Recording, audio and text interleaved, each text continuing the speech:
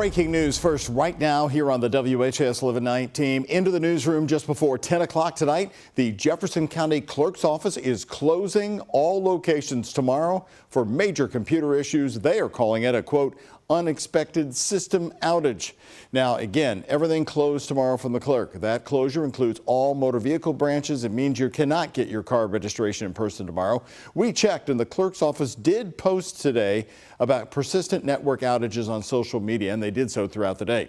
We asked the clerk's spokesperson for more details tonight about what's up, and they did not respond to us. They do say they are working hard to fix the problem. Again, Jefferson County Clerk's Office closed tomorrow, so don't show up in person. Hello, everybody, and thanks for joining us on the night team. I'm Doug Proffitt. Also just in tonight in the race for the White House, Vice President Kamala Harris has secured enough delegates to become the presumptive Democratic presidential nominee, according to the latest reporting by ABC News. This development comes just hours after President Joe Biden pledged his help for Harris in his first remarks since dropping out of the race. The name has changed at the top of the ticket, but the mission hasn't changed at all. And by the way, I'm not going anywhere. I'm going to be out there in the campaign with. That's Joe Biden on the phone tonight. His phone call did come during Harris's visit to what's now her campaign headquarters in Delaware. In her first full day of campaigning, she landed a number of endorsements, including former House Speaker Nancy Pelosi. Speaking to campaign staff, Harris went after former President Donald Trump, leaning into her experience as a former prosecutor. As a courtroom prosecutor. In those roles, I took on perpetrators of all kinds. Predators who abused women. Fraudsters who ripped off consumers. Cheaters who broke the rules for their own gain. So hear me when I say, I know Donald Trump's type. In Ohio today, Trump's running mate, Senator J.D. Vance, had this to say about their likely new opponent. If you want to lead this country, you should feel grateful for it. You should feel a sense of gratitude. And I never hear that gratitude come through when I listen to Kamala Harris. Donald Trump did not appear in public today. Instead, he posted on social media. Well, next, the big convention coming in August. Harris is receiving support from right here in Kentuckiana. WHAS11 night team's Alex Dieter talked with Democratic delegates heading to Chicago next month. Alex is here with me tonight and talking about what they think will happen. Alex, what'd you learn tonight? Well, Doug, I mean, excitement and eagerness for the Democratic National Convention seems to be the feeling of both Kentucky and Indiana Democratic delegates I spoke with. The convention is now just weeks away, like you mentioned, and the big question right now that stands is how the convention will play out and if there will be a nominee before the delegates touch down in Chicago. I accept your nomination for Vice President of the United States of America. 4 years ago, Kamala Harris took the stage at the Democratic National Convention, accepting the nomination that made her vice president.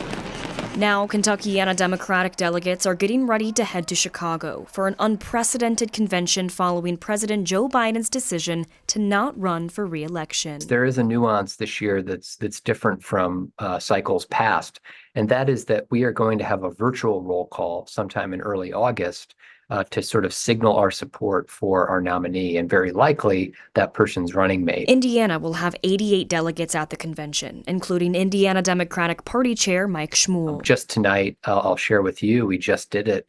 Our State Central Committee came together and our Indiana DNC delegation came together in separate meetings. Both bodies unanimously endorsed Kamala Harris for president to be our nominee, to be our standard bearer, to be the person who takes the fight to Donald Trump. The Kentucky Democratic Party's delegates also endorsed Harris as the presidential nominee. KDP Chair Coleman Elridge saying in part, quote, now more than ever we must work hand in hand to elect Kamala Harris. The stakes this November for both our beloved Commonwealth and our country are too high, end quote. Democrat Mike Ward, the former 3rd District Congressman of Louisville, is confident Harris will get the nomination locked in, avoiding the first open convention since 1968. 100%.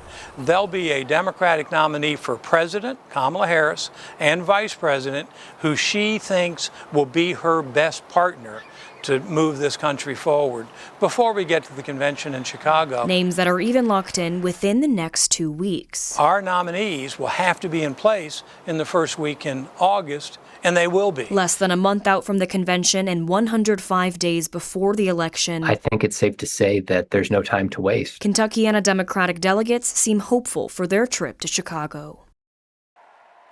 Now, a reminder that Democratic delegates are free to choose the person they want as the nominee, and they don't have to vote for Harris just because Biden endorsed her. In studio, Alex Dieterer, the WHAS 11 night team on your side. Alex, thank you. While many political experts expect Harris to be the presidential nominee, the focus now is going to be on who will be her running mate. Of course, one of the most talked about contenders is Kentucky Governor Andy Beshear. He ranks in the top 3 on many lists. Governor Beshear quickly endorsed Kamala Harris as the nominee this morning, and then he talked only to WHAS 11 News right in Frankfurt. In a one-on-one interview, he told our senior reporter Isaiah Kim Martinez and photojournalist Alyssa Newton about the phone call he got from Harris just last night. The governor says when somebody calls, you at least listen. Turns out we're learning that's exactly what he did when Vice President Kamala Harris called just hours after President Biden's announcement on Sunday. Have you had any conversations with the Vice President in the last 12 hours or so? Do you plan to? Well, the Vice President reached out to me yesterday, just a couple hours after the President put out the news. And I was very grateful that she would reach out to me personally. She asked for my support. I agreed. And thus, this morning, I fully endorsed her and will do everything I can to help her win. Kentucky Governor Andy Beshear talking to me one-on-one outside the doors of his Frankfurt office. He's on a short list of Democrats being considered to be Kamala Harris's running mate. He hasn't said publicly whether he'd entertain the opportunity if asked, but political analysts have noted his ability to win in a deeply red state. But what could you bring as far as what you've learned here in Kentucky, what you've been able to do? Well, certainly we've shown that we know how to win. We know how to reach across the divide and how to campaign in a way where we talk to people and not at them. In an interview on MSNBC Monday morning, Beshear wasting no time contrasting himself from the Republican VP pick, Senator J.D. Vance, who has roots in eastern Kentucky. Let me just tell you that J.D. Vance ain't from here.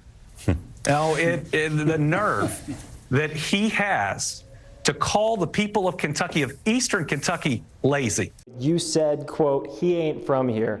Where did that come from? Well, he's not. Listen, this is a person who visited Kentucky during the summers or came for funerals or reunions, and he wants to judge us. These are the hardworking coal miners that built this country. Meanwhile, Louisville Congressman Morgan McGarvey, a friend of Beshear's, making his own endorsement. I can't tell you exactly where his head is, but I can tell you what I'd love to see. I would love to see a Harris-Beshear ticket. I think that would be an amazing thing, not just for our Commonwealth, but for our country. Isaiah Kim Martinez, WHAS 11 night team on your side.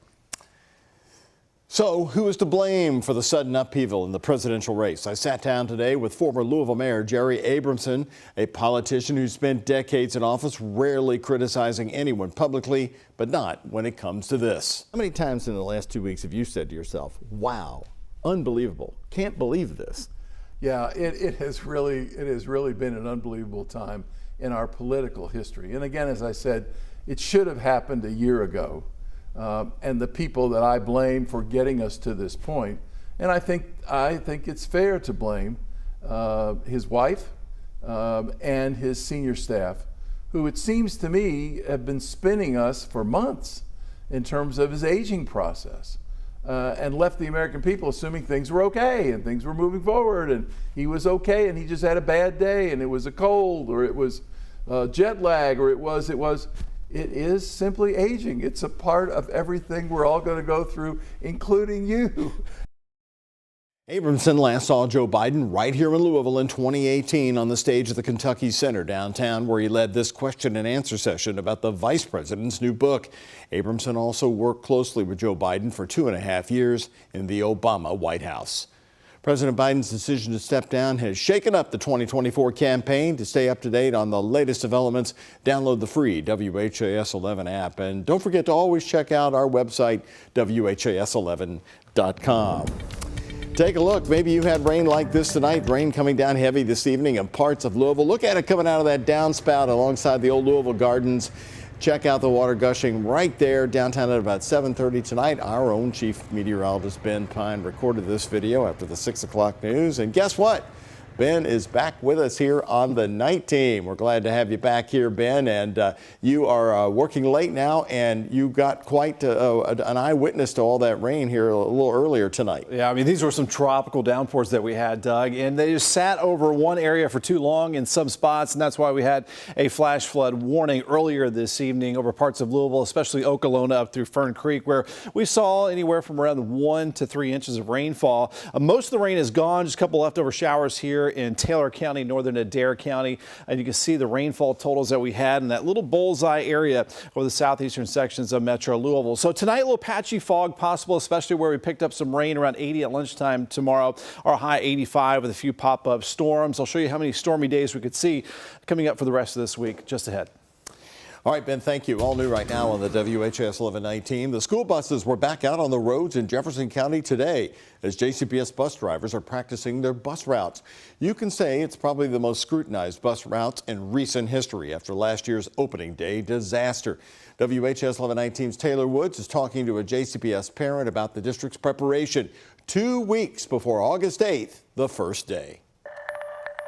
No, we're not even going to risk it. After last year's JCPS transportation disaster, Tanisha Booker is not letting her high school and elementary daughters ride the bus this year. We contemplated letting her ride the bus this year, but after last year and we weren't sure what was going to happen this year, the safest bet was to just keep her where she was. Just 2 weeks away from day one, JCPS bus drivers are now out getting the chance to practice their routes. Last week, drivers were feeling optimistic about this school year since most drivers will be driving the same routes in the morning and afternoon. This is what the Teamsters president told us then. So far, there should be no route beyond 6 p.m. if it goes as planned. I mean, I'm not doubting it, but I need to see it first. The district sent families information about its 485 Ride hotline. That's where JCPS staff members answer phones between 9:30 a.m. to 4 p.m. during the week to provide parents with details before the first day of school. A new bus teller portal also opened for guardians to see what bus stop is assigned to their JCPS student. Booker is happy the information is available, but feels it should have been accessible sooner. The portal that just came out for the car riders, for the carpool and the bus, that just came out today. School's in less than 3 weeks. So, I mean, I need to see it because last year it was a mess all year. She's concerned about families who may not have access to the internet or devices. They may just have basic phones where they can just call and text. They don't have internet on their phone, so they're not going to be able to utilize the portal to even look at it. Overall, Booker's just waiting to see how this school year will go. I'm just excited for this year to start and excited for it to not be like last year. Hoping for a smooth transportation plan that isn't called a disaster the next day. Taylor Woods, WHAS 11 night team on your side. Once again, that important hotline number is easy to remember. It is simple, and it's 485-RIDE. We've got a link for you to that portal we talked about at WHS11.com.